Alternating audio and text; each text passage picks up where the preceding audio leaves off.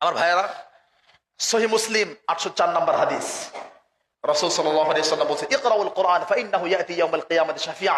কোরআন পড়ো, এই কোরআন কিয়ামতের দিন তোমার জন্য শাফাআত করবে। সুবহানাল্লাহ। 805 নম্বর হাদিস, তাকদুমু সূরাতুল বাকারা ওয়া আলী ইমরান। যারা সূরা বাকারা আলী ইমরান পড়ে, রবের কাছে এই দুটো সূরা এগিয়ে যাবে। হাজ্জানি আন সাহিবিহিমা, আপনার জন্য এই দুটো সূরা আল্লাহর কাছে এমন সুপারিশ করবে, জোরালো সুপারিশ, হাত্তা গুফিরা লাহু, শেষ পর্যন্ত আল্লাহ আপনাকে ক্ষমাই করে দিবেন। কথা মনে বুঝেন না আপনারা? আমার ভাইয়েরা, কোরআনের শ্রেষ্ঠত্ব, এই মাসে কোরআন পড়তে হবে। 6 নম্বর করণীয়, আরো সহজে যদি আপনি ভালো নেকি অর্জন করতে চান, সহিহ মুসলিম 811 নম্বর হাদিস, রাসূলুল্লাহ সাল্লাল্লাহু আলাইহি ওয়াসাল্লাম বলছেন, আয়াজিজু আহাদুকুম আইয়াকরা ফি লাইলাতিন সুলুসাল কোরআন। তোমাদের কেউ কি আছো রাতের বেলা ঘুমানোর আগে 3 ভাগের 1 ভাগ 10 পারা কোরআন মাজিদ পড়ে ঘুমাবে? এরকম কেউ আছো? সাহাবীরা বলছে, ওয়া কাইফা ইয়াকরা। আল্লাহ নবী, আমরা কাম করে খাই, গরিব মানুষ, অসহায় মানুষ, সারা দিন পরিশ্রম করি, রাতের বেলা ঘুমানোর আগে 10 পারা পড়ে ঘুমাবো, এটা কিভাবে পারবো? আল্লাহ নবী বলে, শোনো, কুল হুয়াল্লাহু আহাদ আলা ওয়া ইন্নাহা তু'দালু বিসুরাতিল কোরআন। শোনো, সূরা ইখলাস একবার পড়লে 10 পারা সমান নেকি হয়, 3 বার পড়লে 1 খতমের নেকি হয়। রমজান মাস আপনি এই আমলটা আপনার সাথে আলিঙ্গন করেন, এর সাথে আপনি মোলাকাত করেন, সময় নষ্ট না করে সব সময় সূরা ইখলাস পড়ার চেষ্টা করেন।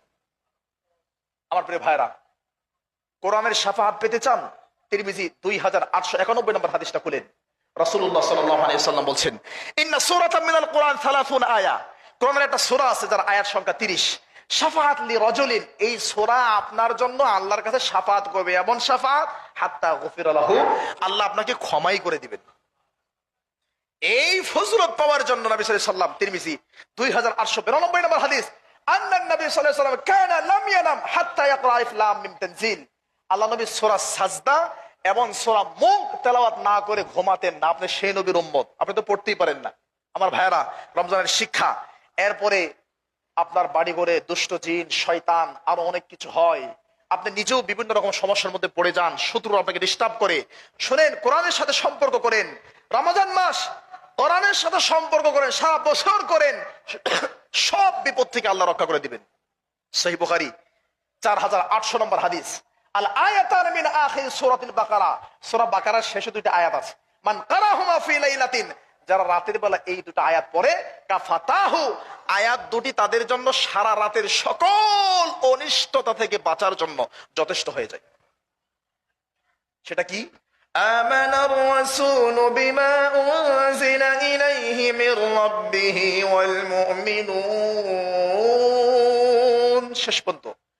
واعف عنا واغفر لنا وارحمنا أنت مولانا فانصرنا على القوم الكافرين।